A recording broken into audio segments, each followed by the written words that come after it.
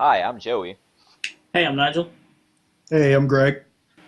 We're gamers, and we're here to talk about games. But today, specifically, we're going to be talking about the Xbox One and the next generation of gaming. We all have kind of different histories going into the next generation of gaming. We've all got different preferences, for platforms and whatnot.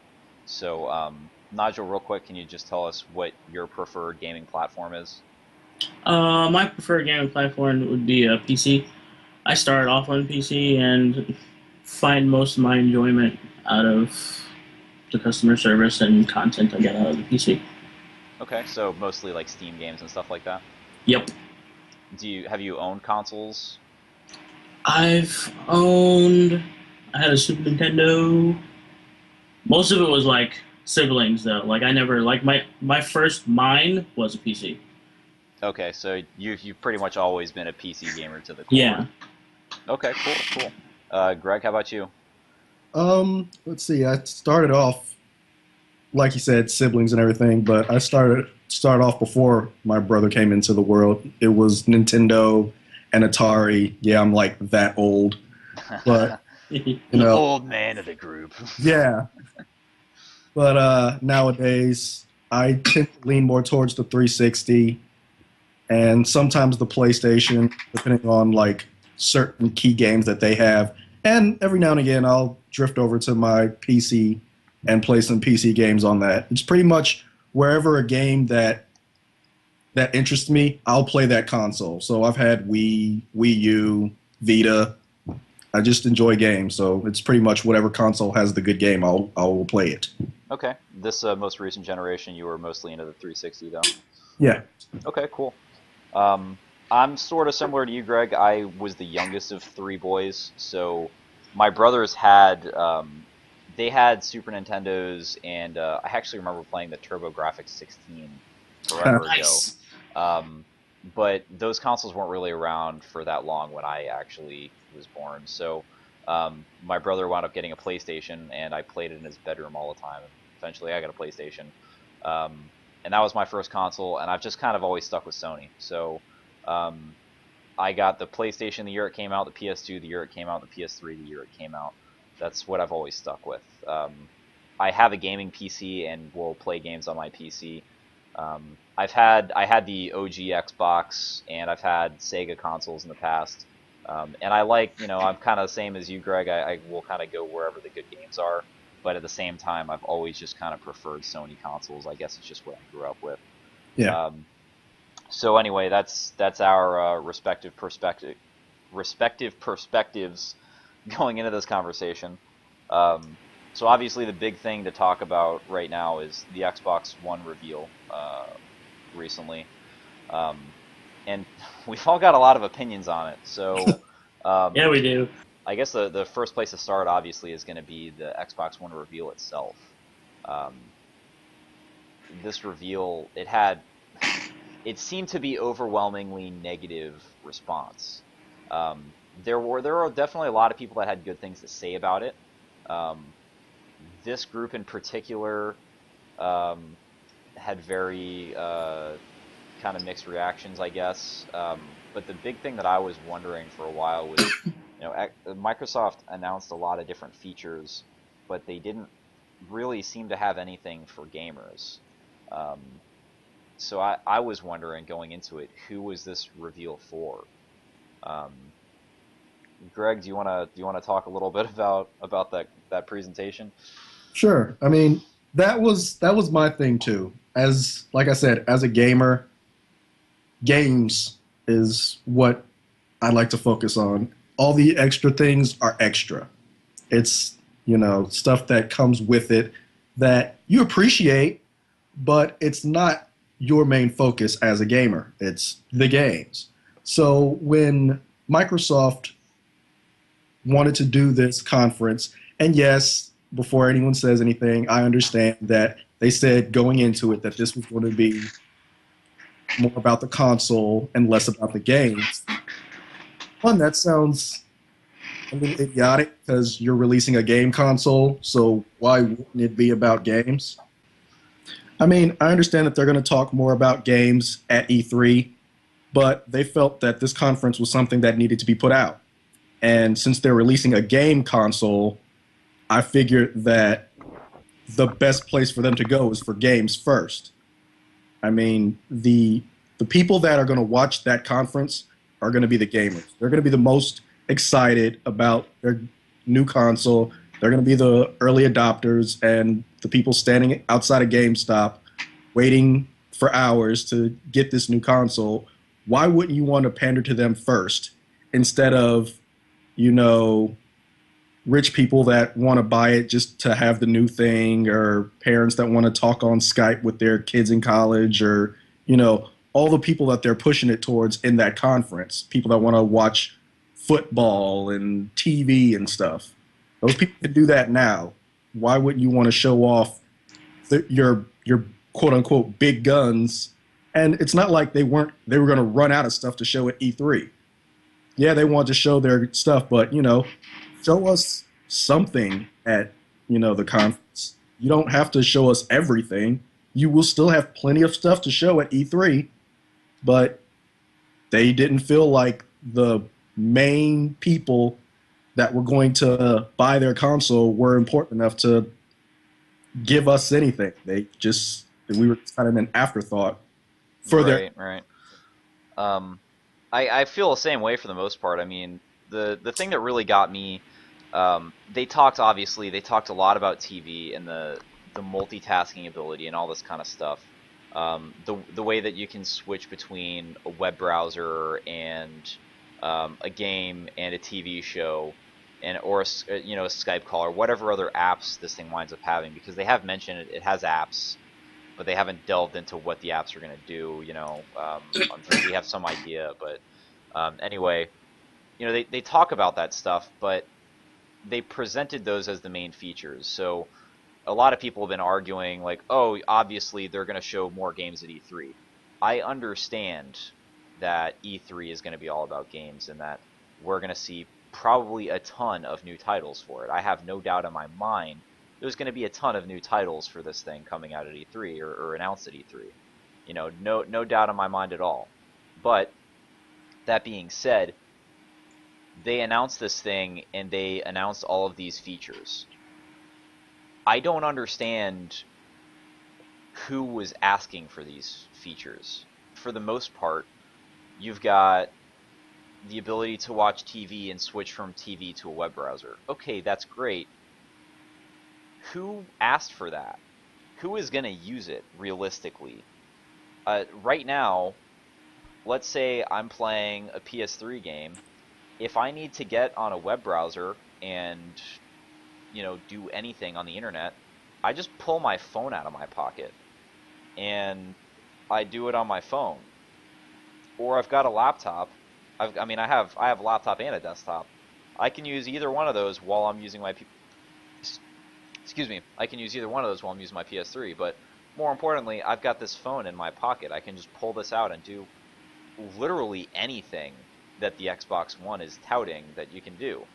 Oh, yep. You've got Skype, you've got social networking, you've got a web browser, you've got music, you've got videos. I can do all of that on the thing that I carry around in my pocket.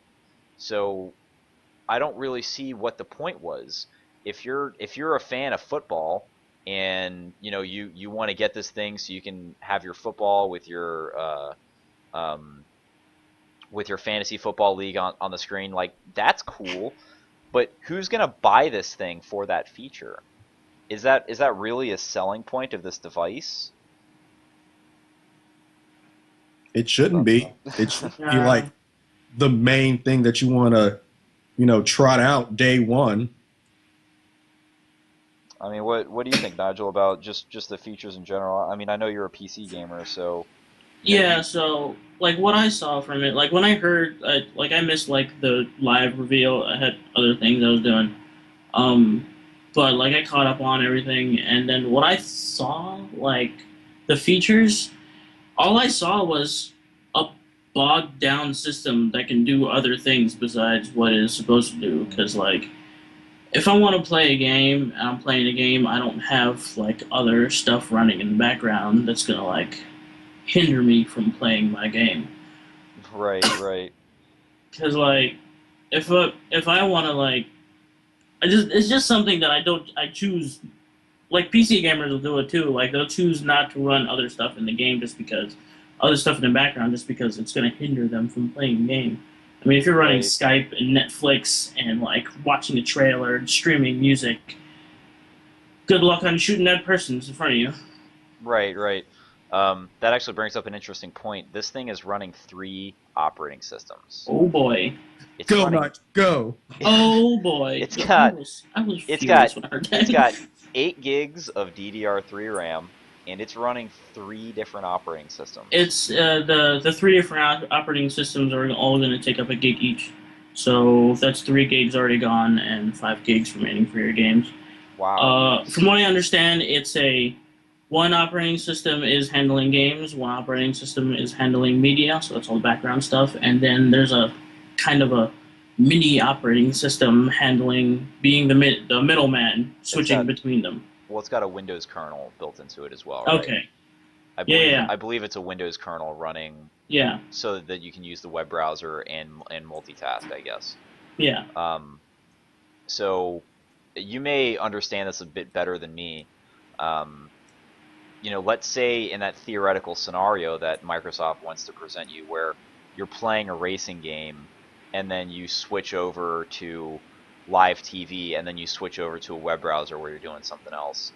What happens to these things because of the fact that you're doing all 3 of that at the same time?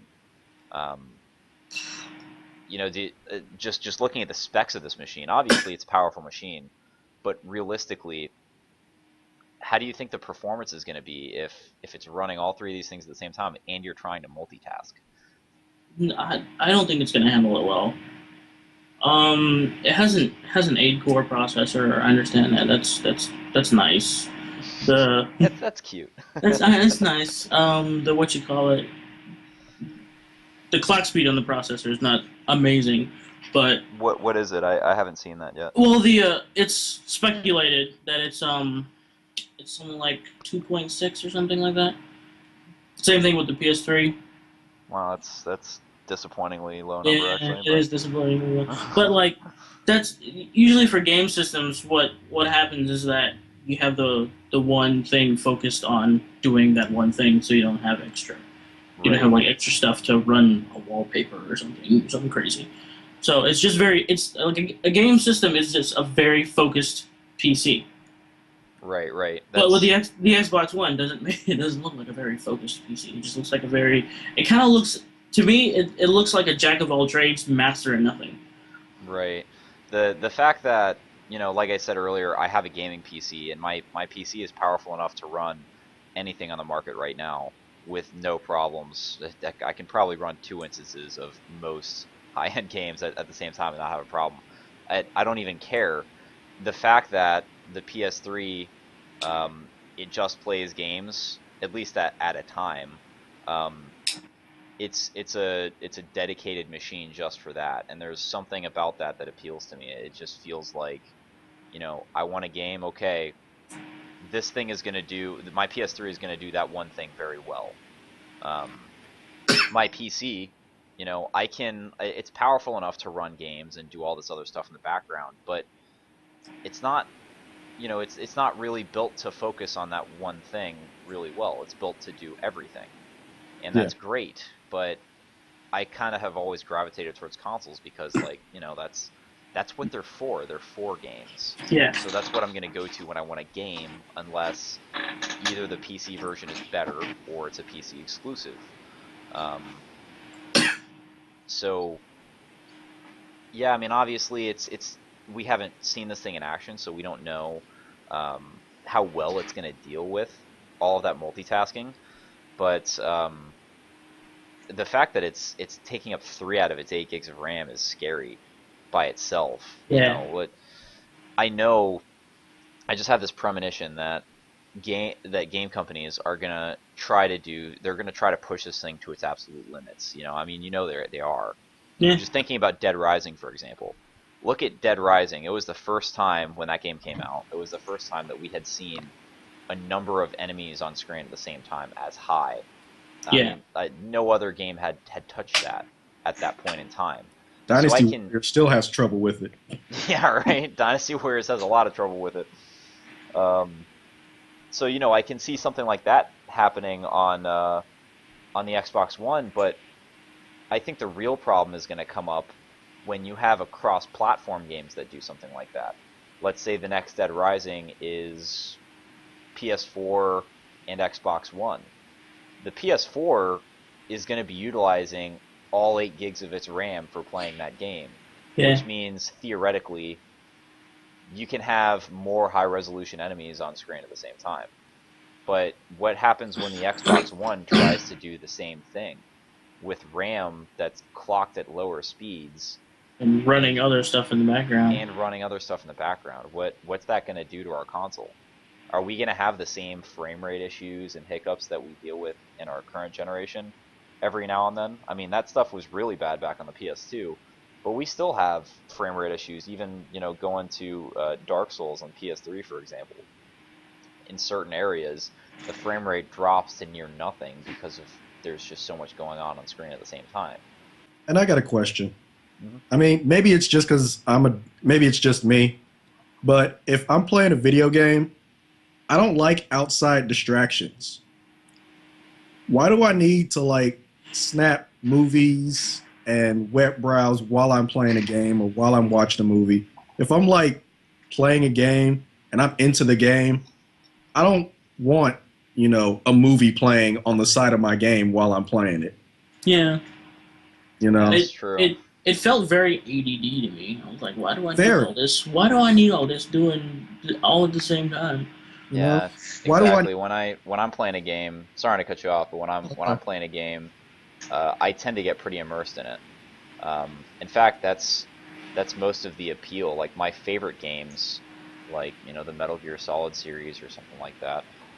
Those are games that will suck you into the world, and the suspension of disbelief where you start to forget that you're playing a game and you're inside that game. Yeah. How is that with a console that's built for multitasking? Is that going to be an issue? Are we going to have things constantly popping up and trying to mess with us from the Windows kernel? Right. Yeah.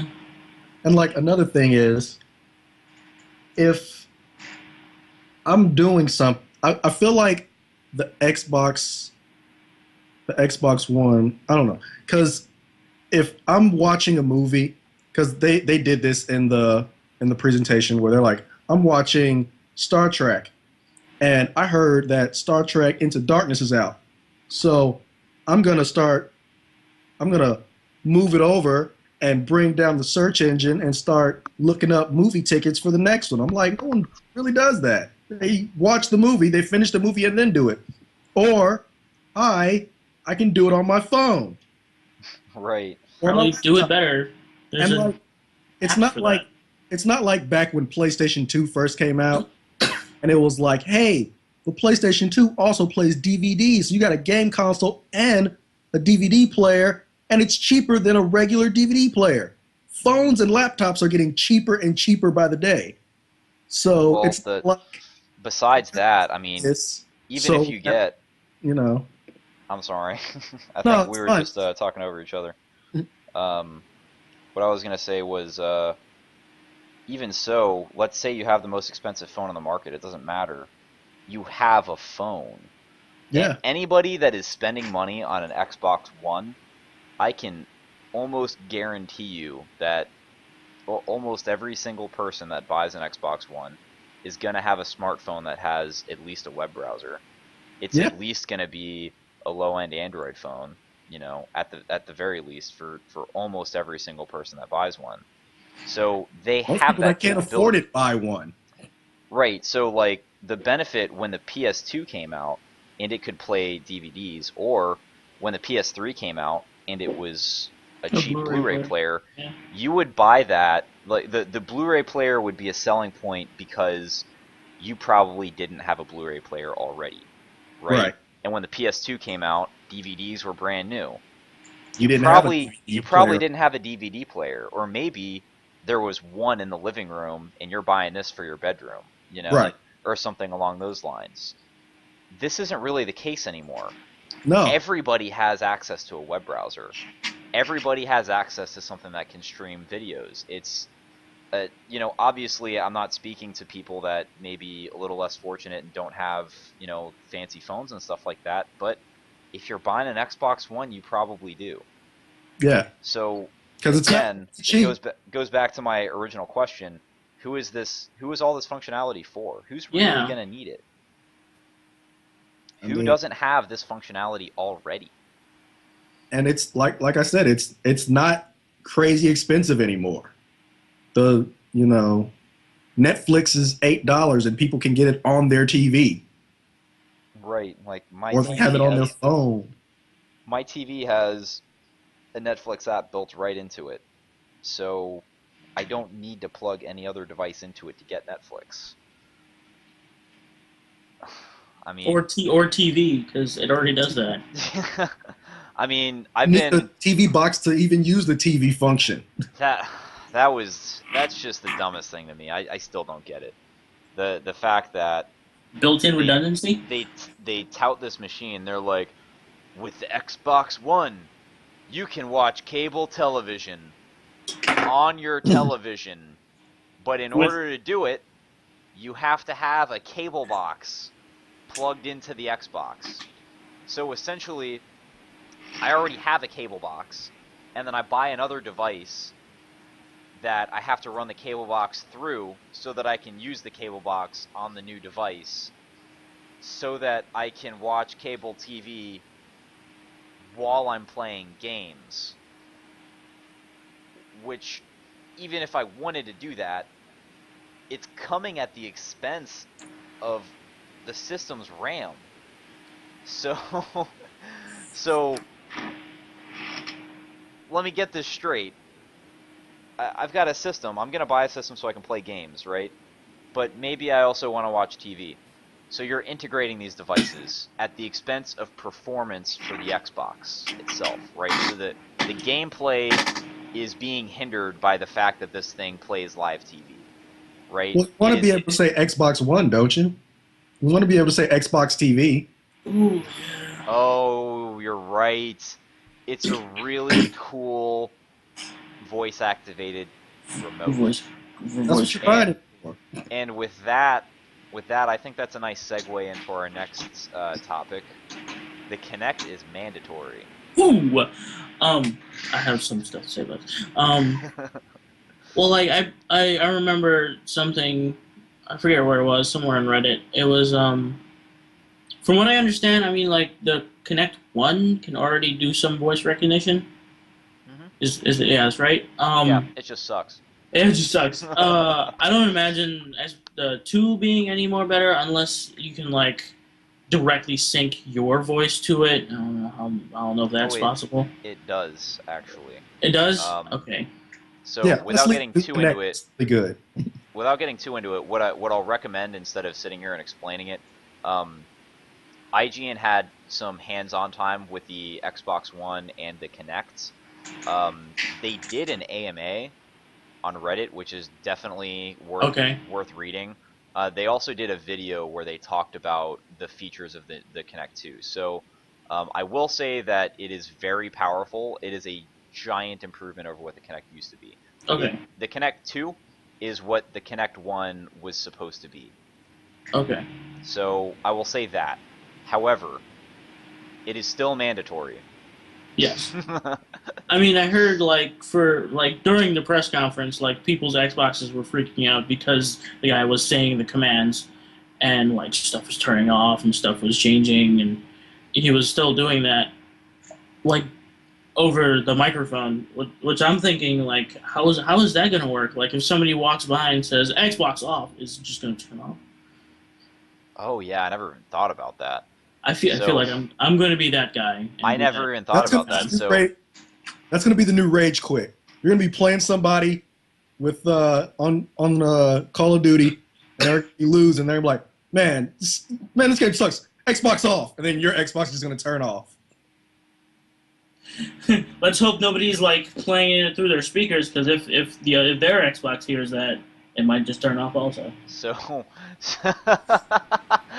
Is it really that sensitive? I hadn't heard that he was turning well, people's the Xboxes off. everybody that was on the Connect One was happening, and I remember I saw a video of somebody was watching the Cleveland show on their Xbox, and every time one of the characters said stop, like the video would stop, and it would just like restart and right at that same spot, and it would say stop, and then it would stop again and then restart.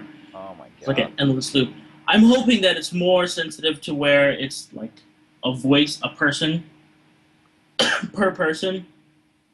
Well, there's got to be. Man, that'd be. I never even thought about that. So I'm in my bedroom playing Xbox, and my roommate decides to just open up the door and say Xbox off, and then close the door. Does my Xbox turn off in the middle of what I was doing? I don't know. Not Like, really. is it? There's got to be a workaround for that, because that would be the worst thing ever for gamers if somebody else can walk in the room and turn your shit off without putting their hands on it. That that's oh my god. I can't even tell you how much that would ruin my life. That would be so terrible. What if somebody was like, "What if you're on a Skype call and you're like, are you on your Xbox right now? And you're like, yeah. Xbox porn. What'd you do? What?" Oh god. Xbox open browser. Go to ujiz.com. Like can somebody just walk in the room and do that? And like Xbox, PlayStation. What? Just be like Xbox, PlayStation. Turns on your PlayStation. like yeah, bitch. Thank you, Xbox. I'm so glad I got you. I have to get that up actually and just reminded me. That actually just reminded me of something that I meant to bring up in the last topic. Is the fact that this thing has a Windows kernel, is this going to make it susceptible to malware? Like, really, really susceptible to malware? Depends on how close of an operating system it is to, like, the regular Windows. I mean, like, nothing on this planet is unhackable. Right. Because, like, you get disgruntled workers all the time who, like, know the architecture of the software, and they could do something malicious. Mm-hmm. It's all speculation, but, like, it depends on how close it is to a regular Windows operating system, and also you have to remember that like most console stuff runs on like a separate network than an actual internet. It's like a different connection, whatever. Really? But I'm not really technically, technically all computers are connected together. But like so all the systems would be connected together, so that would be their internet. They can just access regular internet. not following you 100%. It's weird. It's weird. But like it does run it's on a, weird. It runs on a separate thing, from what I understand. Okay, so it theoretically will open it up to some threats, but it theoretically won't at the same time. Yeah. Okay. I mean, if somebody tries hard enough, I'm pretty sure they can do something. I mean, the Xbox into your Kinect and watch you freaking running around your house naked. I read an article the other day about how the Kinect being always on and always listening and always watching. Yes. Now, obviously, Microsoft can choose to be really evil or not evil at all with this. You know, they can have it always on and always listening for the sake of the voice-activated remote. Yeah. It could be that, or as suggested by this article that I read, it could wind up being used for marketing, because if this thing can listen to everything you say at all times, they'll just cater to your demographic or whatever you want. Yeah, I mean, it can cater the video ads that play on your dashboard to the stuff that you're talking about in your living room. Yeah. I don't really like that. I mean, I already don't like the ads playing in the dashboard of the 360, but you know, you can ignore it. But I mean, it's just it starts to get so invasive of my personal life, you know. Yeah, what if I'm having a conversation about something I don't like, and I start seeing ads for it on my home screen just because it's listening to me. Yeah.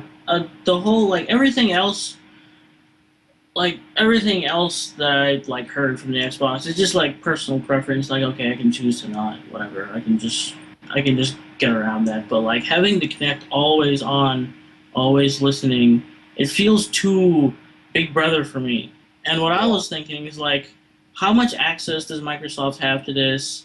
Are they always watching it? Can other people see it? Is there some giant Batman monitoring thing where there's a million screens? Well, I'll tell you this much. I guarantee you, um, when we get our Xbox Ones and we make our accounts, the first time you turn it on, you're gonna have some sort of licensing agreement that you're gonna have to scroll down this gigantic page of legal text and hit accept in order to use this thing, or in order to use any of the features. I guarantee you there's gonna be something Yeah, like that. yeah, It's gonna have a privacy policy. It's gonna have all this stuff, but in that fine print, you are probably going to be agreeing to things that you don't realize you're agreeing to. yeah, Technically, Microsoft can write whatever they want in there. You know, yeah, um, Don't read it anyway. most people are not going to read it. Um, there's definitely going to be there will be people that read it, and then if they see something really malicious or really invasive, they're going to put it all over the internet, and everybody's yeah, going to know about it. But it's not the people that bought the console. It's not going to stop them because they bought the console. They're Yeah. going to use it. So, I guess that's going to be to be determined. But that is something that I've been thinking about. Everything comes with a licensing agreement when you use it these days. Absolutely yeah, everything does. So when we turn this thing on for the first time, we're going to have to accept it, and it's going to have terms and conditions that will be subject to change whenever they want them to. And we're most likely going to have to agree to it catering advertisements and things like that towards our behavior online and what kind of games we play and stuff like that. And I don't find it unrealistic that it's going to have something to do with our voices and us talking to the Kinect. Will it listen to us when the Kinect is off? That's to be determined, I guess. But um, it's going to be interesting to find out, though. There's a good chance that it's always on and always listening. There's a good chance that all that means is that it's waiting for you to say Xbox on. That could be all it is. yeah. You know, That's what I'm hoping. It just feels mighty creepy to me that the fact that they have that kind of power. yeah. And then another thing from our past topic with the kernel, how hackable is this? Can somebody war drive outside and park in your driveway, hook up to your Wi-Fi, and then hack your Xbox and then access the camera wherever said camera would be. May it be in your living room or in your kid's room, because Yeah. this is not just going to go in your living room. It's probably going to go into your kid's room also. It's going to go in a lot of bedrooms. The fact that just thinking about the way TVs are positioned, it's almost always going to be facing a couch or a bed. Yeah, it's pointing to you. It's pointing at wherever you're going to be. So the idea that I've got a webcam looking at me at all times. I mean, Yeah, I work in a computer repair shop, and I see almost every single day, I see laptops come in with people that have put tape over their webcam. And I think most people are kind of paranoid about it. Maybe unrealistically paranoid about it, but I have heard of webcam hacking as Yeah. a thing. I have heard of it happening on more than one occasion. So It recently happened at a school where some teachers gave their students laptops and then Yeah, they had- were using the laptop's camera to see what their students were doing at home. yeah. that what? was- Really? yeah. Yeah. They had software to access how it is on a company network or a school network. Yeah. Where you it's can, got proprietary log me in software and stuff. Yeah, they had proprietary log me in software, and they can open up the camera and see what everybody's doing. Jesus. Yeah, and there was an article. I think it's Australia and Germany who has listed the Xbox One as a surveillance device, and it has to abide to those laws. Because in that So- country, the Xbox One will fall under a surveillance device. So, theoretically, and this depends on either Microsoft's how invasive they can or will or want to be. It also will be determined by how easy this thing is to hack. But theoretically, I've got this Xbox in my bedroom, and I've got the Kinect sensor hooked up on my TV, which just so happens to face my bed. If I am, naked in my bedroom, which most people are naked in their bedroom Yeah. every day at some point, this thing can be looking at me. This thing can be looking at me if I decide to do something illegal in my bedroom. Is it gonna be watching people doing drug deals in their house? Is it gonna be watching out for stuff like that? How far does it really go? Is there going to be some I don't creep know. at Microsoft trying to get video of people having sex? I mean, I don't, that doesn't seem like something Microsoft would do. I could see That's for Microsoft. Come on. I could see the government theoretically using it to find criminals. Yeah. Yeah. I wouldn't see Microsoft looking for people having sex, but I could see hackers Yeah. putting a virus on your computer that just records everything that the Kinect sees and saves it to a cloud server. Yeah. Because it has to be connected to the internet all the time, right?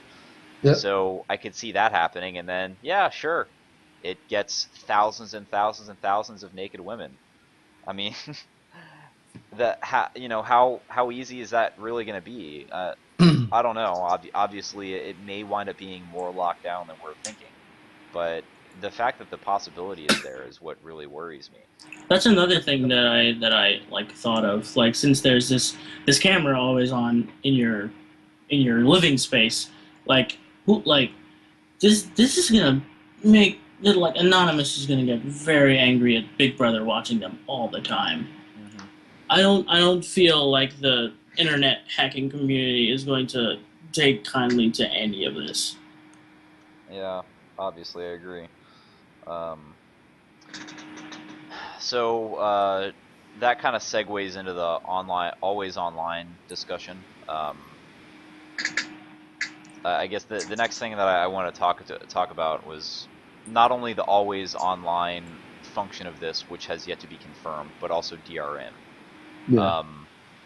To hit on the always online portion really quick, Microsoft has gone back and forth on.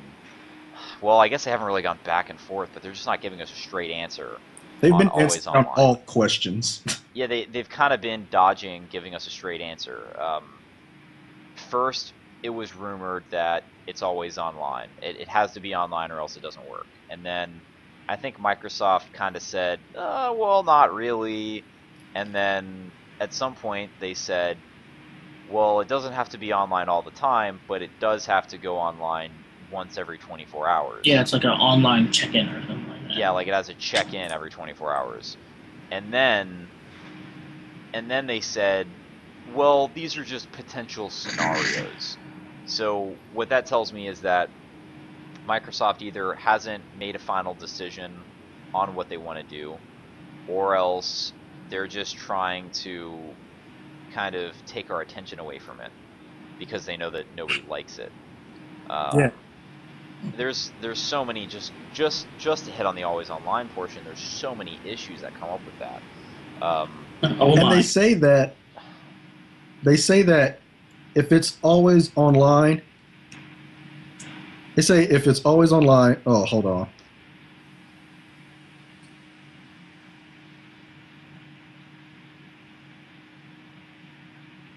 Did you lose track of it?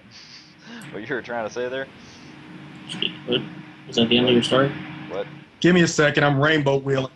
Okay. It's thinking about Rainbow it. wheeling. It's thinking about it. Okay, I'm back. All right. It's rainbow wheeling. Good old Max. Yeah. Well, if you were on a But- Microsoft product, then it should be working.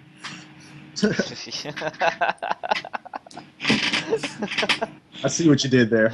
I see what you did there. All right, all right.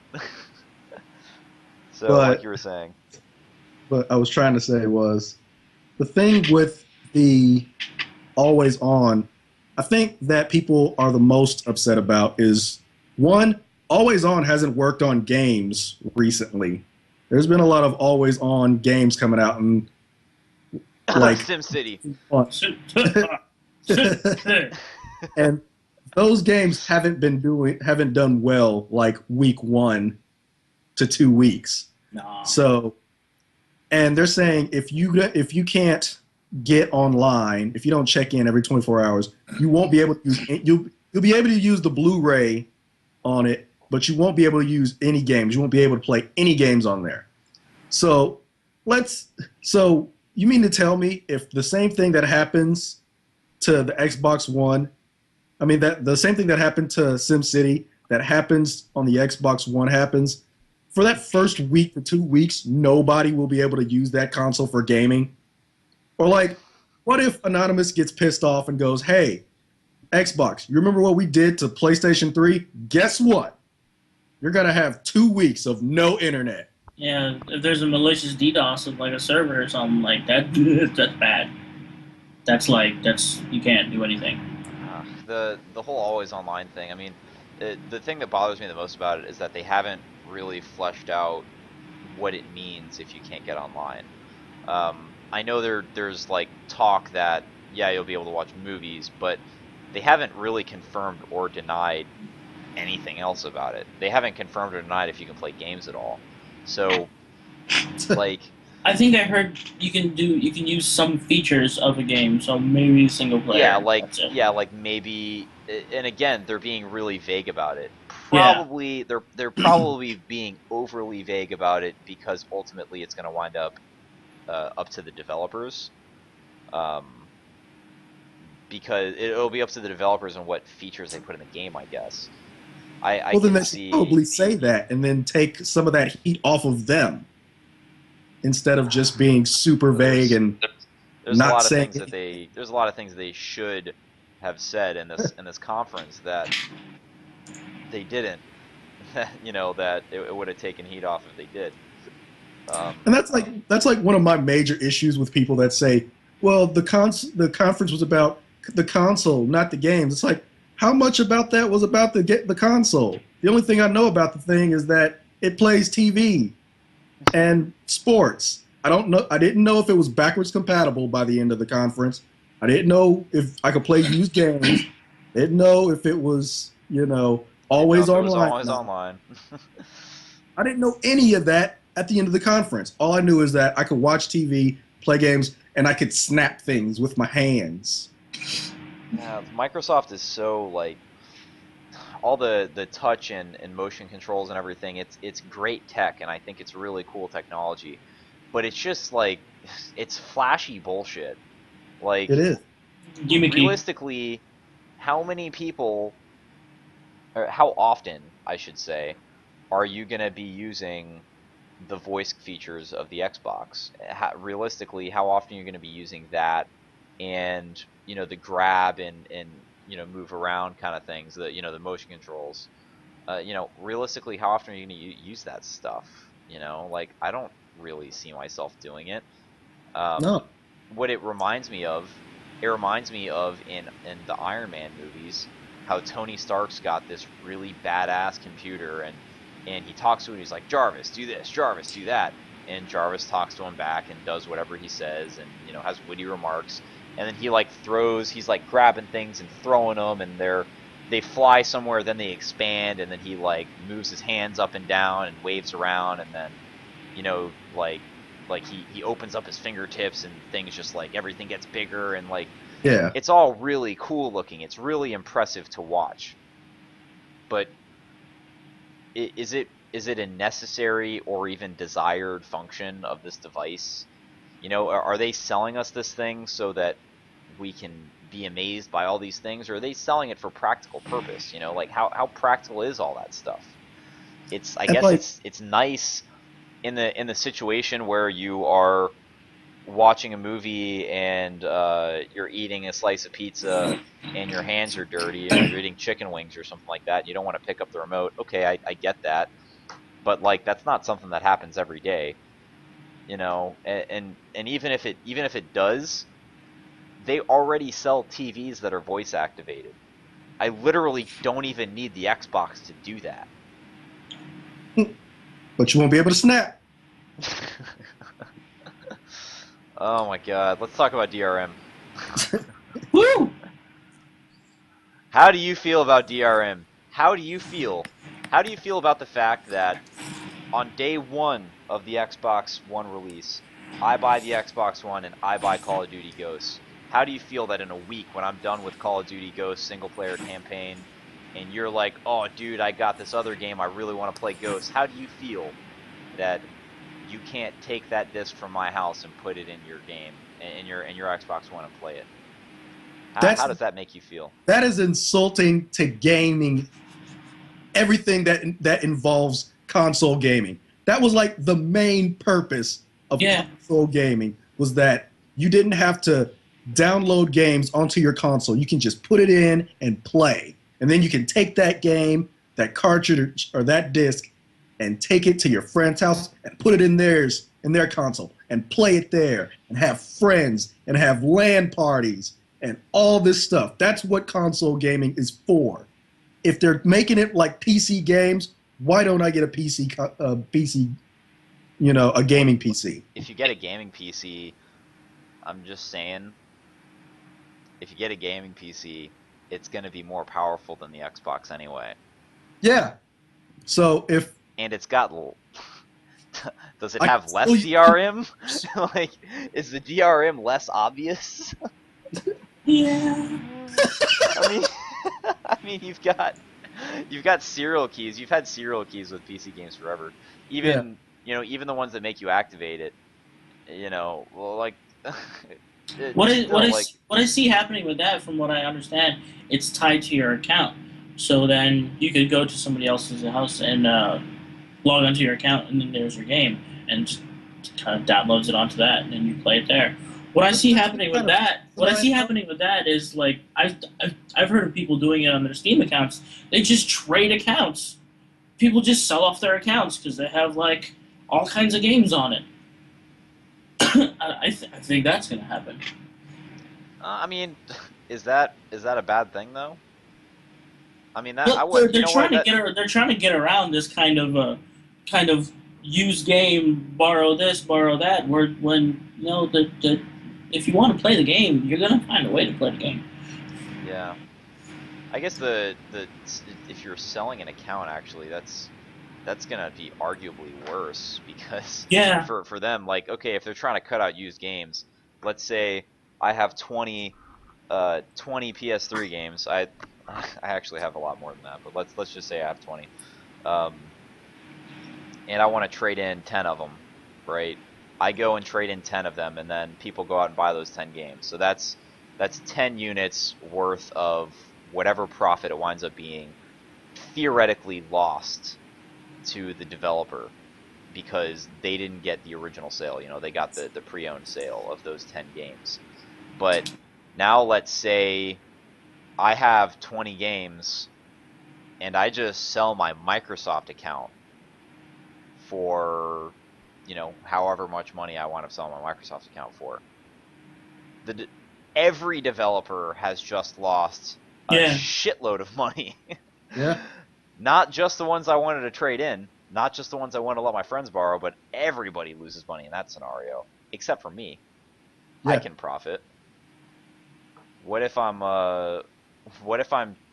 trading in my Xbox One because, you know, I bought it and I don't want it anymore, and I trade in my Microsoft, or I sell my Microsoft account to somebody? I could sell it for $100, if not more than that. In a lot of cases, could probably sell it for a shitload more than that, actually. And I make all that money, and the developers lose all of that money because they're not getting the pre-owned sale. You know, GameStop is not getting the pre-owned sale. Best Buy is not getting it. Microsoft's not getting it with their fucking DRM fee bullshit. Yeah. The developers aren't getting it. I'm getting it. So I mean, I And guess it kind of benefits the user in that scenario, but I mean, the thing that pisses me off, like, I don't want I don't want to have to go and put my username and password in my friend's Xbox every time I want to play a game. Like, I yeah, I'm the only one in my group of friends that is very into fighting games. I'm the only one that owns Tekken Tag 2. So whenever we hang out, I just bring Tekken Tag 2 with me. I usually just bring that in one of my controllers and we play Tekken Tag 2. no, And like I'm the only one that bought it. I spent 60 bucks on I spent 60 bucks on a multiplayer game so that I can play it with my fucking friends, Yeah. right? So does that mean that now I can't do that anymore? That means that I have to spend 60 bucks and you have to spend 60 bucks or and everybody you else can has to spend 60 bucks as well? you can bring your game, you could bring your Kinect, and you can bring your behemoth of a Xbox One over and plug it into their TV. And I got another question. What about, you want to play this game at somebody's house? You go over their house, you get done playing. Do I have to delete my account every time and then load it back up on my Xbox? Or, can it only be on one console? So like when I get back home and I want to play the game, when I turn on my Xbox, will it say you were logged in under a previous account? Please delete that account. I mean, you are logged in under another Xbox. Please delete your account on that Xbox, and then you'll be able to play your account on this Xbox again. I mean, it'll probably make you sign out. I don't know about making you delete it. I'm sure It it'll might make you sign out, it'll sign out. but It'll or probably maybe sign it'll auto sign out or something. But Once again, uh, they haven't said actually, about it. actually, you know what I just realized? Uh, Even if you sign into your Xbox account on somebody else's Xbox, according to what we've heard so far, if you buy a game, it must be installed on the Xbox in order to play it. Oh yeah, that So, too. in the scenario that I do want to play my Xbox games at my friend's house, I You'll have can to take the I can disc with you. theoretically sign into their Xbox, right, and play the game, and it's like, oh, that's great. You don't have to bring the disc anymore. It's actually more convenient. Okay, cool. But now I have to download the fucking game. I have to go to their house and download a Blu-ray game and install it on their Xbox that On their may shitty internet connection. on their Yeah. internet connection that may or may not be full because it's only a 500 gigabyte hard drive. that you can't replace with a larger hard drive. You can plug all other hard drives into it. Well, isn't that neat? Yeah. So like a hardcore gamer is going to have 4, depending on the Terrible. size of the hard drive, they're going to have like 2 or 3 extra hard drives dangling off that, washing machine of a console. Little dongles hanging out. well, have they said if you can install games on external hard drives? You don't even know that. I was thinking, I'm like, what? Can you do that? I somehow, I really doubt they could do that because that would open it up to emulation so much easier if you can Yeah, install the because games. then you can. If you can install it on an external hard drive, you're half the fuck way there. Yeah, but 'Cause see, then you also again- have to log in every 24 hours, so they can probably check for that. How? Yeah. If you install it on an external hard drive, then you just unplug the external hard drive. You just unplug the plug it external in, hard drive. Plug the external hard drive into your PC. You have the game on the hard drive installed already. Yeah. That's So now all you need is an emulator. They probably won't even install it to the PC because they're probably going to use proprietary encryption that senses Windows things, so you can't see it on a Windows thing. They're just going to plug it into like a Linux operating system and decode it there. Yeah, there you go. That whole hard drive thing, man, that bothers me. I mean, I can fill up hard drives, dude. I can I can fill up hard drives fast. And like if this device is supposed to be an all-in-one media device, a 500 gig hard drive ain't shit when you're dealing with Blu-rays, dude. It's not anything when you're dealing with Blu-rays. So I've got a 500 gig hard drive that I can't expand, Nope. and I'm supposed to install all of my games on it. I can tell you right now, within a year, maybe 2 years of me owning this thing, between all of the games that I download, all of the games that I buy, actually the games that I buy by itself in that amount of time would probably fill up the hard drive. Yes. But even if it didn't, let's say it doesn't fill it up, I still have the game saves. I still have all of my profile data. I still have DLC. all the DLC, and then whatever else I've put on there. It's a DVR, so you're yeah, it's a recorded DVR. shows. I'm supposed to be recording TV, and I'm supposed to be recording my gameplay. So it's that, plus, you want this to be my all-in-one media hub? I'm going to have music on there. I'm going to have movies on there. When I buy a DVD box set, and it comes with a digital download copy, what do you think I do with it? I download it. So what if I want to put that on my Xbox? That's going to take up room too. That 500 gigs is going to go so quickly. Yep. I don't What know. happened? What happened then? I'll just say what? No room. Buy another Xbox. What? I mean, no. Or What they're Xbox. gonna say is you got to delete stuff to make room. So, like, then I've got to juggle how many games I want installed on this thing. Man, it's the year 2013. I shouldn't have to fucking do that. There's no reason for me to have to do that. My hard drive on my computer, I have a solid state on my computer that I can fill up very, very quickly, which is why I intentionally install most of my games on a terabyte internal hard drive, which I have 2 of. Ooh, So massive. So I'm not running out of space there, but my solid state will run out of space. So I have to juggle that. But that's something I did intentionally, and I will install things on the solid state intentionally so that it's faster. There is a benefit to it. What is the benefit of forcing me to install games on my Xbox and then delete games off of my Xbox later? I don't know. Time. With that Using up a lot of time. said, that will segue into our next topic. Last generation of console games versus the next generation of console games. Or, well, I should say next generation of consoles. PS3, 360, Wii. What those things did and the way we used them versus the Wii U, the Xbox One, and the PS4. This can kind of be a misguided conversation if we're not careful. So, but I guess the whole point in talking about this is, I mean, DRM's kind of a big thing with all 3 of the previous generation consoles, or I guess current generation consoles. You know, like I was saying a few minutes ago, I buy Tekken Tag 2. All of my friends love fighting games. I don't want to bring my whole freaking PS3 over to my friend's house because I've got a first generation PS3 and this thing's fat and it's heavy. And it gets It's hot. massive. It is massive. It's a dust magnet, you know. Yeah.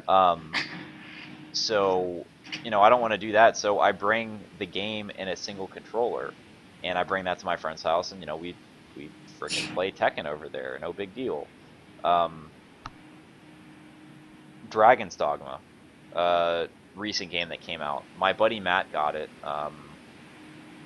He got it around the time it came out, I think, and he played it. And he told me about it when he got it, and I hadn't even heard of it. He's like, "Oh yeah, you got to check out this game, Dragon's Dogma." I'm like, "Yeah, whatever." He tells me about it. I'm like, "Oh, that sounds cool." I didn't play it. Finally, I'm over at his house. I'm looking at the game, and was like, "Hey man, you can I borrow this?" He's like, "Yeah, go ahead. It's really fun." Okay, cool. So I take the game home. I got addicted to it like immediately. I played it for like a week straight, and then after that, I saw that an expansion came out for it, or a re-release. If you guys aren't familiar with it, it's kind of typical Capcom thing where they re-release the game with a bunch of all the DLC they had, or I think most of the DLC they had released for it is on this version of it. Plus, they fixed some bugs. They made a lot of improvements. They added new places, new areas. They add all that stuff, and it's $40, right? Yeah, I've played it. Okay. It's a great game. It is. So, anyway, so what did I do? I bought Dark Arisen on PSN and downloaded it. So he let me borrow the game. I really liked it. They re-released the game, and I bought the re-release. Had he not let me borrow that game, there's a strong chance I never would have played it at all, and I definitely wouldn't have bought Dark Arisen. So if they're trying to limit piracy, or they're trying to just make sure they can make as much money as possible by not letting us borrow each other's games in this next generation of console games, they're inevitably going to be losing money. Because in that scenario, and in a lot of others, I borrowed the game first, I liked it, so I bought it for myself and gave my friend his copy back. That's for free advertising. Yeah. That has traditionally, that has been a massively important thing in console gaming. It's been the reason why you buy a console. It's been one of the number one reasons why you buy a console. I can play a lot of these games on the PC, and the PC version may be better. It may run better. It may have better graphics. It may have a much stronger online community. It may have better support because it's easier to patch on a PC. It may be more fun because of mods, like Skyrim or any of the Bethesda games, really. Some of the most fun you have in any of those games is downloading mods and expanding the game, which you just don't do on a console. So you have all those benefits of a PC, but the benefit of a console, again, one of the biggest benefits of the console, is that I can buy that game, I've got the disc, and I can bring it to my friend's house and let him play it, or he can come over and play it with me without us fighting over a keyboard or having to be in other houses on our respective computers. We can sit on the couch next to each other and play the game, or I can bring it to his house and we can play the game. I want to show off this game to my friends. I can bring it over and we can all play it together. And that is one of the biggest attracting things to a console to me. So they are taking that away with the Xbox One. They are murdering it. And unless, they make you pay a fee for it. So like every time I want to show this thing to my friend, he's got to pay what, $5, $10, $15, something like that, if he's gonna play it. Like if it's not your copy, if you didn't buy that game, if you like bought it used or you give it to a friend and let him play it, they have to pay the full price for the game. Full price? Yeah, that's what I heard too. Really? I'm gonna wait till E3 for that one. I'm gonna wait, or at least until the console comes out, because that sounds insane. Like going back to the example with Dragon's Dogma, if I had to pay full price for it in order for me to borrow it, I straight up wouldn't have played it. The time that I borrowed that game from him, I think we were playing D&D at his house, and it was like 1 a.m. Everybody's tired. We're about to leave. I'm packing up my character sheet and stuff like that, and I see the game sitting out, and I was like, "Oh yeah, you were telling me about that." And he tells me to borrow it. It's not like we were sitting there playing video games and he showed it to me. It's not like that. I was leaving his house and I see this game and he's like, "Yeah, borrow it." Cool. I pick it up and I leave. If he said, "Yeah, borrow it," and then I bring it home and I put it in my PS3 and it's like, "This copy has been registered to Matt's PSN account. You have to pay $60." No thanks, bro. I'm good. I don't have that money right now. If I had need to play your video game. Yeah, like I didn't buy it because I had never heard of it, and I'm playing it for free on recommendation, not playing it for $60 on recommendation. Even if it was $15, I still wouldn't want to do it, because why would I? What if it's a game I'm not sure I'm gonna like? What if it's a game I'm really on the fence about, and I'm just like, I don't. It looks like it's not good, but my friend says it's good, and I don't know. I mean, I don't want to pay for it. I wouldn't even want to pay $5 for it. Like, what if it is a good game and it's just not your kind of game? right, exactly. Dragon's Dogma was great. What if I love it, you love it, and Nigel hates it? He's gotta pay to figure out if he hates it or not. That's not. I mean, obviously that's the case with new games, but if your friend has it, that's not how it's supposed to work. Yeah. You bought that copy of the game. It's yours to do with as you please. I guess that's the fault in thinking right there, though. It's really not yours to do with as you please. It's Microsoft's to do with as they please, or it's Capcom's, or whatever. Just renting it. Yeah, you're renting their software. Yeah. I don't like that, man. I really don't. That's a big problem for me. I guess one of my things, and I understand PlayStation's doing it too, but there's no backwards compatibility. But there's one thing that I know this is kind of like, it's still on Xbox One, but Don Matrick from the head of Xbox, he came out and told people that if they wanted backwards compatibility, that they're thinking backwards. And he's like, there's only 5% of customers that actually played older games on new consoles, so it doesn't really matter.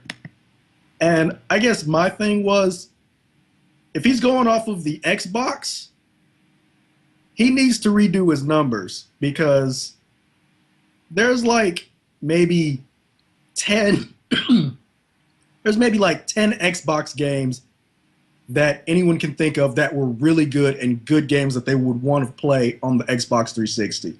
Yeah, I was thinking the same thing. What metrics is he looking at? If he's looking at PlayStation, not only were there not a lot of OG Xbox games that were worth playing, it had good games. There weren't a lot of them though, and even so, the Xbox 360 had terrible backwards compatibility support. It played some games, it didn't play other games. It played some games really poorly. It wasn't even a well done backwards compatibility. No, it really wasn't. And then going to the PS3, the first gen models of the PS3 were backwards compatible. I have the 60 gig model that basically has a PS2 inside of it. Yeah, it has the emo chip. Yeah, and I played PS2 games on it for like 3 or 4 years. I still play PS2 games every now and then. But again, the year that it came out, the year that I got the PS3, how many launch titles came out with it?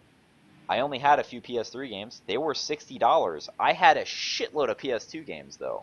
So I still played those games. Obviously, they're not that relevant anymore. Looking back to Grandia 2, I'm like, yeah, I mean, I may want to play that game at some point, but I'm not popping in my PS3 anymore. But like, years have gone by. I've had this thing since 2007. Those games were a hell of a lot more relevant back then. And now, PS4 comes out.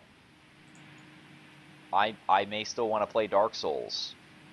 The games that are out now still look good. They're still relevant. There's going to be a few years before they become outdated.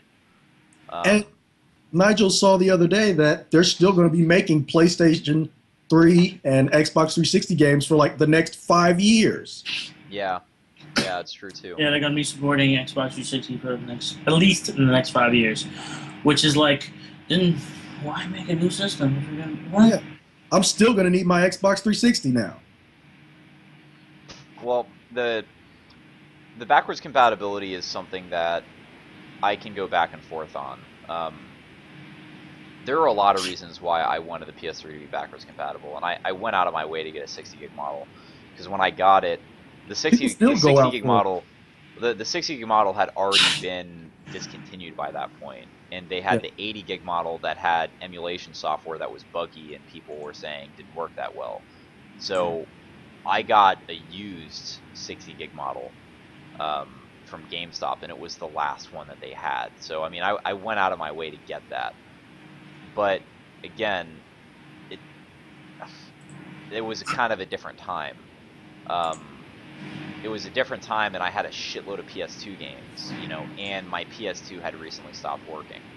I had a first generation PS2, and it had just recently stopped working when I got my PS3. Yeah. So it was really relevant for it to have that. But now, um, this new generation is coming out, and it's a little bit different. My PS3 still works, so going into the PS4, if I get a PS4, my PS3 still works, so I'm not crying for that PS4 to be playing PS3 games. It is really stupid to buy a new console and then be playing the older console, but It it's still not that holds big you a over deal till more games come out. some more games come out. So far, these last like the Vita and like the Wii U, they haven't had strong release day lineups. There's been like maybe No. 3 or 4 good ones that you really want, but those tend to come out like throughout that year. So, I mean, Xbox said that they're going to come out with 15 games for this next year. Until I start seeing some games, that's just them promising me some games. They didn't give me names. They just said, "Hey, 15's a good number, right? 15 new games next year, all exclusive." They showed Call of Duty Ghosts. That's a thing, right? Next generation technology. Fish moving out of the way. One other thing I wanted to mention real quick before we move on to our final discussion. Going back to the backwards compatibility, obviously this is to be determined because neither of these consoles have come out yet. But the Xbox One, they haven't provided any sort of solution for backwards compatibility. They just said, you're thinking in the past, you need to think in the future. Okay, that's cool. Whatever, man. So, It's for okay, down your fan base. yeah, whatever. You're just kind of Got your money, shitting I in. guess. You're just shitting in the face of people that are asking for something. Whatever. But Glad- going over to the PS4, Sony announced, they publicly announced that the PS4 would not be backwards compatible at their press conference.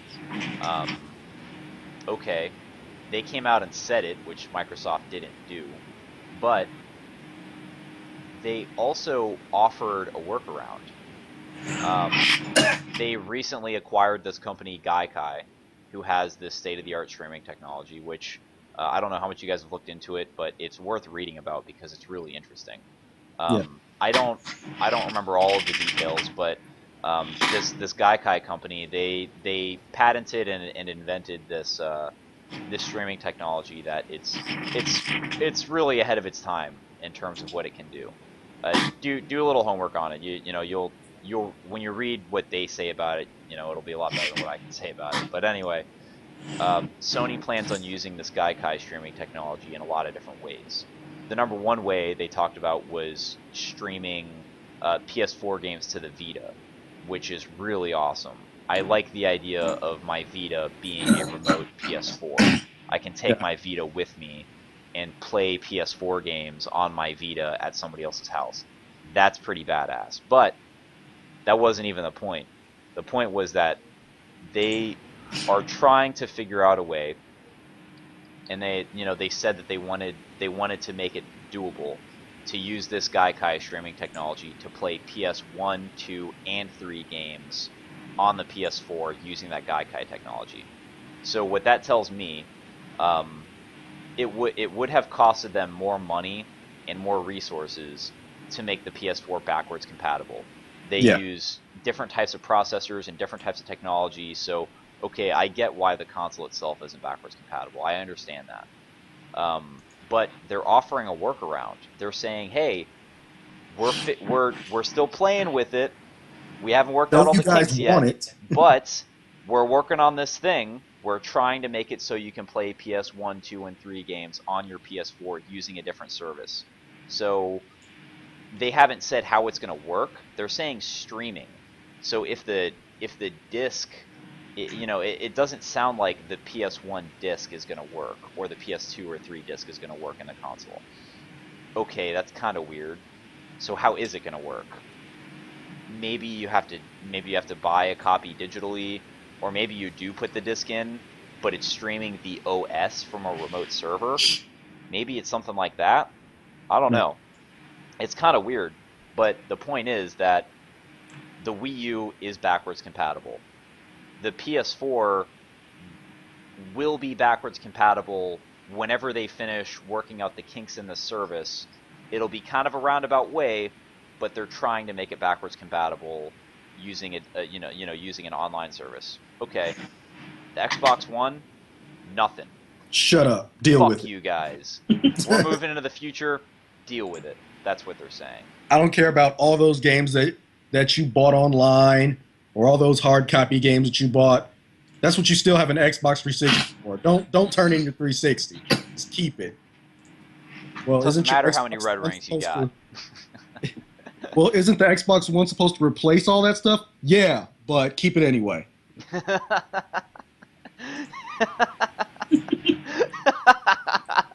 It's like, Isn't the Xbox One supposed to replace my 360 and my computer and my cable box and all this shit? Yeah, but you should probably still keep that. you still need all of those things. So don't throw them away yet.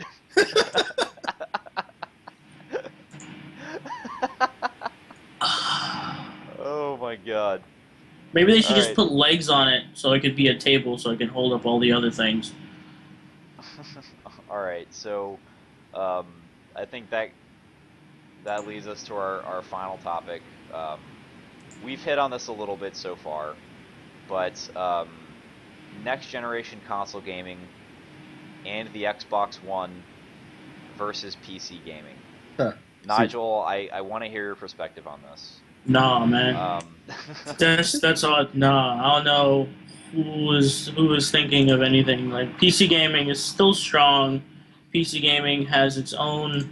I feel like it's its own monster. I don't know. Like, I hear a lot of, like, I'm gonna call it propaganda and say, like, people are saying PC gaming is dying and stuff like that. I'm like, nah, that's stupid. Don't. I don't want to listen to that.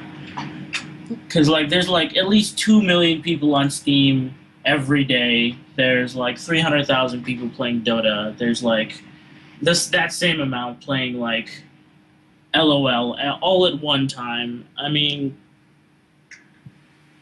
I don't know how like, consoles can compete with it. Like, the install thing... Like, how I see it is if you're going to be playing console games, then you're going to be doing, like,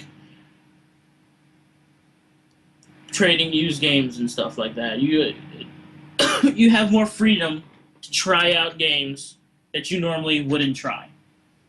Right. Yes. With PC games, it's more of a commitment. You do your research, and you see, this game looks good. Let me do my research. Let me see if it's buggy or not, or it's a franchise that you like for it, like BioShock or Half-Life or Dead Island or something, and then you buy it. But if it, like, and then if you don't, you just don't buy it because I don't want to spend $60 on something that I'm probably not gonna like. And then the whole thing with that is like, for PC games, like, all the PC game developers are like, how are we going to get out more games to people so that they can play our product, but have less of a commitment? Then they make free-to-play games. And free-to-play games have been, like, booming in the recent, like, just months. The League League of Legends model, man. I mean, League of Legends. that has exploded in the last year. I mean, Yeah, it is. Yeah, League of League of Legends, League of Legends. Legends is a beast of its own, but just the idea that it introduced has exploded, Yeah, League of and it's Legends, becoming something Dota, insane. friggin' TF2 went free to play a while back.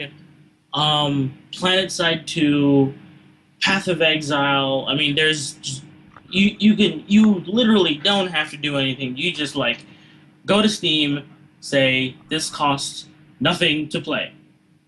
Okay, I'll install this and see if I like it. I don't. Okay, uninstall it. I do like it. Okay, I'll continue playing. Oh, this gun costs $5. I could either buy this gun or grind hours for it. I'm gonna go ahead and buy this gun because I really like this game. So there you go. And people like companies have been surviving on that alone, which is just absurd to me. Because like I see all the console stuff, and then they're like, "Oh, we can only survive if we charge $60 and do DLC and do a subscription." And then We have to push this many millions of units in order to turn anything that resembles a profit. yeah, but like absurd numbers too, like They're 5 billion. absolutely absurd numbers. I mean, not to get too much off the beaten path of the PC topic, but I saw something interesting about the budget of Dark Souls and how well it did compared to the budget of other games that have been coming out recently. Resident Evil 6. I don't remember all of the numbers, so forgive me if I'm a little vague with this. Yeah. There's a really interesting article and video that I can link you guys to later if you want to see it. But it basically talked about Dark Souls. Dark Souls, when it came out, it had a very modest budget. It wasn't anywhere near the budget of games like Resident Evil 6 and Tomb Raider and things like that. And what From Software created was a game that has had lasting appeal to a very, very devoted cult fan base. And they haven't sold astronomically high numbers of units, but it turned a profit. It turned a very high profit, actually, because they still sold it for $60, and people ate that shit up, right? Yep. So it didn't sell anywhere near the number of units that that Tomb Raider sold, or that Resident Evil 6 sold. But Resident Evil 6 and Tomb Raider, from a marketing and a money standpoint, they were failures.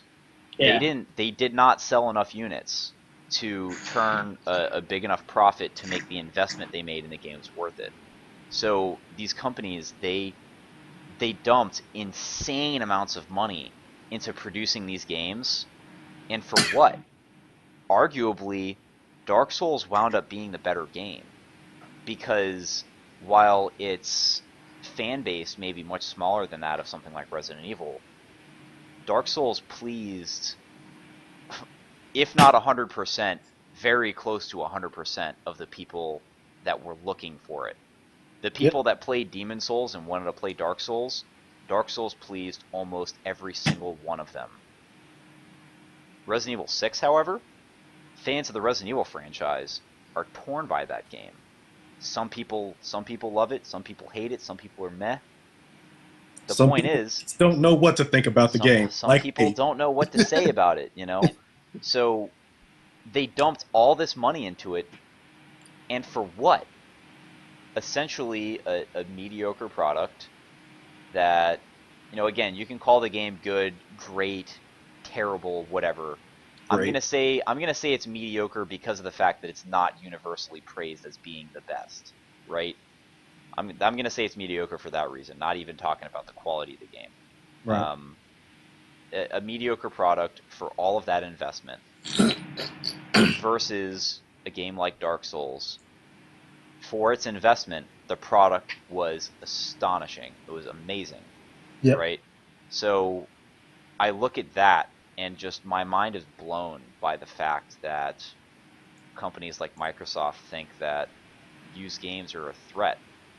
They may be a threat to games like Resident Evil 6 that you're going to dump umpteen millions of dollars into, and then lose your profit because the product wasn't good. You know, it may be a threat to games like that, but to games like Dark Souls, really wasn't a threat at all. Not at all. It probably boosted their sales because people were like, "Hey, did you hear?" Because Demon Souls was a PlayStation 3 exclusive. Mm-hmm. So Dark Souls went multi-platform. Yeah, so when people heard about Demon Souls and heard how hard it was and how it, gave you a feeling of accomplishment and it was fun to play and it had this dark, story and all this stuff, and they're like, "Oh man, this game sounds great. I'm going to get it on my 360 because Dark Souls is coming out." Mm-hmm. So a lot of people didn't even buy, Demon Souls because they didn't have a PlayStation 3. Mm-hmm. But they got to play it at their friend's house, or they just heard about it and they found it on the 360 in Dark Souls. So it's like, so exactly, they're expecting they're expecting to not make that much money on it, and that their profit wound up being a much higher, it was a higher margin because of the fact that they didn't dump so much money into it. So I apologize for going off at a tangent on that specific example, but I said all of that to say that going into PC gaming, going back to PC gaming with all of what I just said in mind, now you look at games like League of Legends with their free-to-play model and microtransactions, and people are okay with this. It doesn't. Their investment in League of Legends was, I don't know how much money it costed them to make it, but I can tell you right now, just by looking at what it is, especially what it was when it came out, and the number of heroes it had when it came out, it was small. It was a fraction of what it is today. So they started out really small. I'm sure the budget was tiny, and compared to a game like Resident Evil 6, where the credit screen goes on for ages. Yeah. Animators and texture artists and all of these people that built this game. You've got that versus this game like League of Legends that comparatively has a tiny development team. Comparing to another game like that. And League of Legends is free to play. Nobody pays $60 for it. Nobody pays a penny to play this game initially. They play it, they decide if they like it or not, and if they do, they don't all even spend money on it. And yet, they're still turning a massive profit. League of Legends, I recently heard that it is the most profitable game in the history of video games. Shit. Because of its model, because of the free-to-play model with microtransactions. It worked really, really, really well. So, and like, the sad part about that is, I feel like the Xbox is going to be the Resident Evil 6. They're trying to push it out there to so many people, but as you saw with Resident Evil 6, they were trying to do so much in that game instead of servicing their niche, instead of servicing the people that made them what they are now. Instead of saying, "Hey, we're going to try to make a scary survival horror game." Yeah, it's a little goofy because it's Resident Evil 6 and the plot's kind of dumb at points. And they have stuff like Jill Sandwich and stupid stuff. But it's still, in essence, a survival horror game. They took all that out and was like, "We're going to make it a shooter, and there's going to be action and explosions. We're trying to fit as many. We focus tested this, and we're going to hit as many checkpoints on this list as we can." And that's what the Xbox is doing. It's like, "Hey, let's hit all these checkpoints, these things on this list. We focus tested this. People like TV, people watch TV, and people want to Netflix, and they want to snap things to this and that and the third." And it's like, did you ever think maybe you should just focus on what you're doing good and, make money off of the people that are giving you money this whole time instead of trying to make money?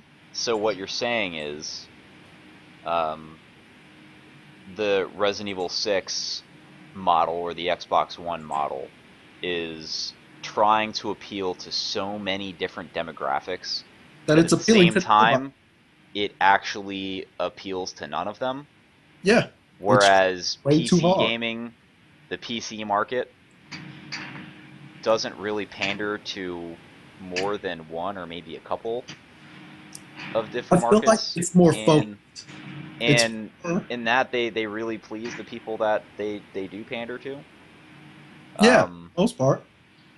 I feel like Going back to gamers the going back to the League of have Legends example, League of Legends is a very specific kind of game.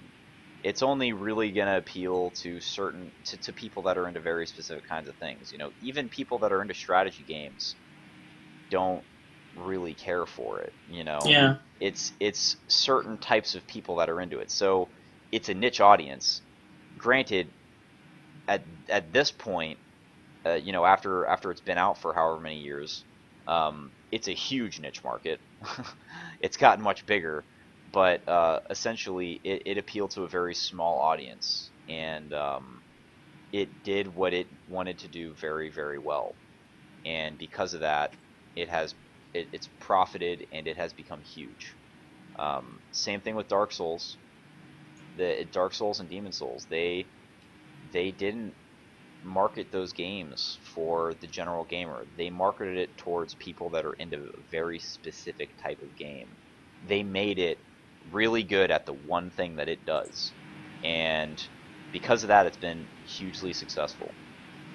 And I guess the one thing to be taken away from this whole discussion, I feel like we're all kind of in agreement on this. The Xbox One, it tries to do so many different things that I don't think any of us feel like it's going to do any one of those things well enough to merit buying one. No. yeah, pretty much. That's pretty much my thought on it. So I guess last words. By the end of this year, and I guess the beginning of next year, we're gonna have the Wii U, the PS4, the Xbox One, and PC gaming is still going to be around, and it's going to be just as big as ever. What platform do you see yourselves sticking to? Nigel? Oh, still sticking to PC. Yeah. If You don't see yourself buying any of those three consoles? no. If like if I love the way you say that. You're just like you. Doesn't sound like you ever even considered it. I mean, have- like I've ha- seen the coolest thing. Honestly, the coolest thing I've seen out of any of the three is on the PS4, the sharing thing, the streaming Yeah. your game screen. Because having people watch you and join in like it's a social thing to play the game. yeah, because like it happens on Twitch a lot. Twitch TV, like Mhm. people will stream and people make their living off of that. Mm-hmm. People put ad space on that and then they play games, and PC people do it all the time. And I'm thinking that's amazing because some of the people on Twitch TV, they play PC games, but they also do play console games, and they have to like set up their cell phone or something for their footage. But like being able to just record your screen is just so much easier, and that's a really nice feature. I was really happy about that, but like anything in the Xbox, I was like, oh boy. So, so I'm more excited about staying on PC and then seeing what PS4 has to offer.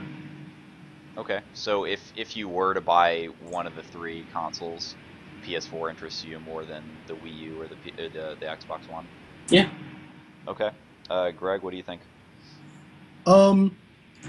I still hold out hope for the Wii U just because I feel like Nintendo is the only company that still tries to push more of what games can do, or try to change the way we play games, while PlayStation and Xbox just kind of mimics it a little with like the Kinect and the Move and stuff like that.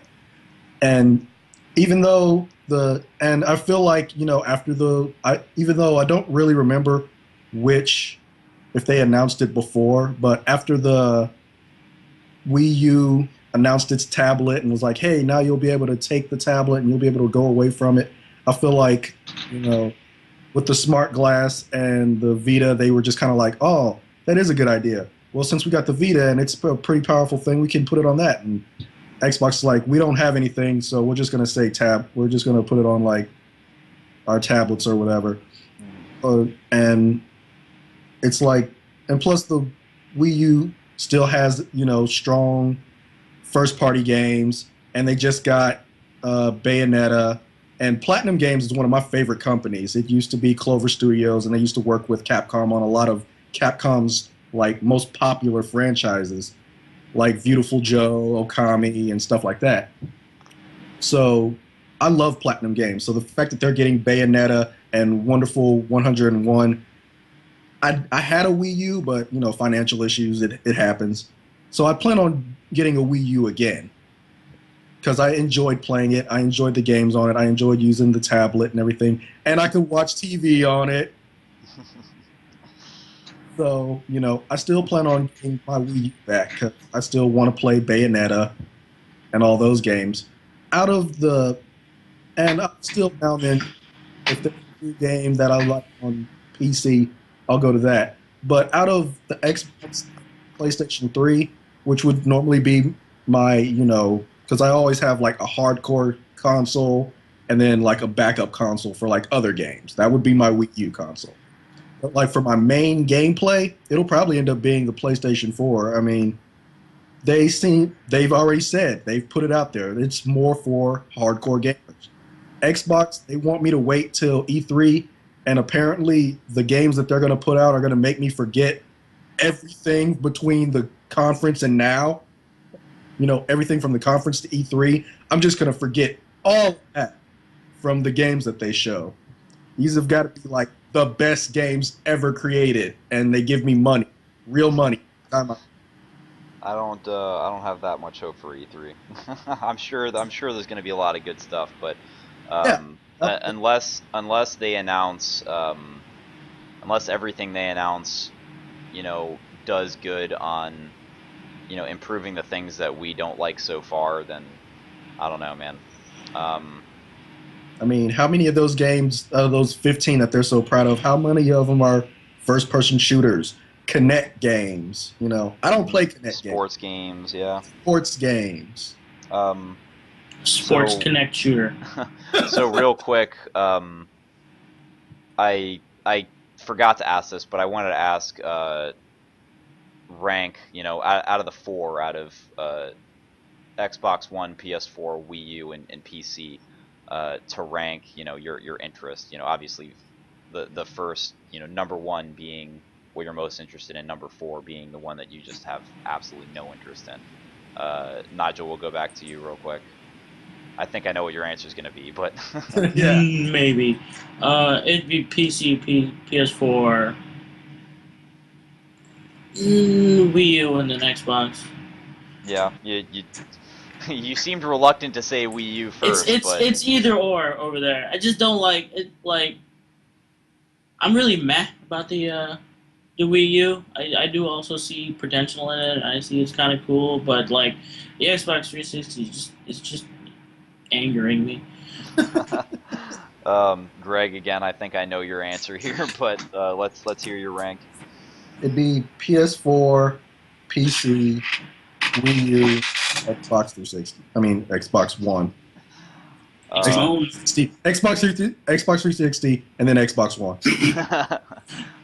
so I'm sorry, you said PC before Wii U. You said Wii U before PC. Yeah, so it'd be PlayStation 4, PC, Wii U, Xbox 360, Xbox One. Okay. So for me, I see myself sticking with Sony. Um, like I said earlier, I've always gotten the Sony console first. Yeah. I had an OG Xbox in between my PS2 and PS3, but you know, I had a Sega Dreamcast in between my. Actually, I think I got it at the same time as my PS2. Anyway, um, you know, but I'm probably gonna do the same thing this time. We didn't actually wind up talking about all of the features of the PS4 that I was excited for, but that's okay because E3 is coming up real soon here, and we'll have plenty of time once they've announced more and we see what the console looks like, and they have more to tell us about the Gaikai streaming technology. Yeah. You know, and we can see the interface of the console and everything. Yeah, we'll have a lot more to talk about then. So, you know, there are a lot of things about the PS4 that I'm really excited for, though. Um, other than the fact that uh, you know, I'm excited for the games that are going to come out, and I'm excited for the fact that Sony seems to be putting the gamer and the developer head first, and the social aspects look great. Other than all of that, the crossplay between the PS4 and the Vita looks to me to be really cool. I know that the Wii U gamepad kind of was doing the same thing a little bit before. Yeah, but you Um, can't even leave the house with it, so well, I did. I didn't know you could do this, and I'm not really sure how it was done. So maybe I need to do a little bit more homework on the Wii U, and you know, maybe we should do a little more homework on how all this is working yeah. before E3, so that we can talk about it then. Um, but I did recently see a thread on Reddit where a guy went on vacation and he took his Wii U gamepad and he was playing Wii U games on the gamepad. So Oh, Oh, wow. I saw that too. He had he had the system in the what's called car. oh, he had the Wii U in the He car. had the Wii U like tucked in between the passenger seat and the center console, and he had Oh, like a car inverter in there. okay, so he had it plugged in. Okay, so he Yeah, he kind of like he kind of jerry rigged it, yeah, but he jerry rigged it. It worked okay. though. That's pretty cool though. I mean, the fact that you can do that, that's cool. But um, I've I'm I've when I used this as my example when they were first doing the PS4 announcement. Um, this was what really got me excited. I yeah, find myself all the time where I'm at my friend's house, and they wind up turning on a game that is either single player or you know whatever, and I'm not playing it, but I'm thinking, man, I really want to play. Or uh, going back to Dark Souls, for example, I'm at my buddy's house and he's playing Dark Souls, and you know, I start talking about all of the different characters that I have, and I want to show him some of the characters I've made because I've got a lot of really unique builds that I spent a lot of time making them a certain way, yeah, and I want to show this character off. But in order to do that, I would have to either go home and get online, bring him to my house, or go and bring my PS3 over to do it. And it doesn't matter how it would happen, none of it is convenient. Like, you know, uh, if I want to go and I want to play Dark Souls with him and help him beat a boss, I've got to go home and get on my PS3 and play at my house. So there's no sitting next to each other option. But yeah, if I happen to bring my Vita with me and I've got a PS4, I can press a button on the Vita to turn on the PS4 at home, and then I can just play the game right there. That is so incredibly badass to me. That is what I want. I mean, that alone is enough to make me buy a Vita, which when that console came out, I was like, what a piece of crap.